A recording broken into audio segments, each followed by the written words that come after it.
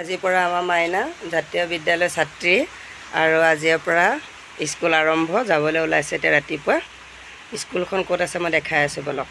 আজিৰ পৰা আকৌ স্কুল আৰম্ভ। টুনা আৰু মাইনা জীৱনটো শেষ হ'ল পঢ়ি। এতিয়া আজিৰ পৰা মোৰ নাতি মনো মোৰ লগতে থাকিব আৰু জাতীয় বিদ্যালয়ত স্কুল দিছোঁ। এয়া ওলাই আহিলোৱে। আজিৰ পৰা এইটোৱে ডিউটি আৰু বেবী বঢ়াই কওঁ 8 চনৰ পৰা ল'ৰা ছোৱালী অনাই ডিউটি আৰু মোৰ ভাগত।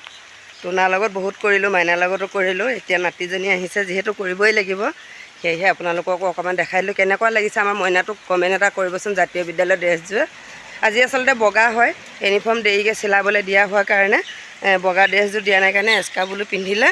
মনো হাই কৰি দিয়া, আশীৰ্বাদ কৰিবলৈ কোৱা ৰাইজক। সকলোৱে আশীৰ্বাদ কৰিব মাইনা যাতে পঢ়িবলৈ ভালকৈ মনোযোগ দি পঢ়িব পাৰে। Bye bye, good morning.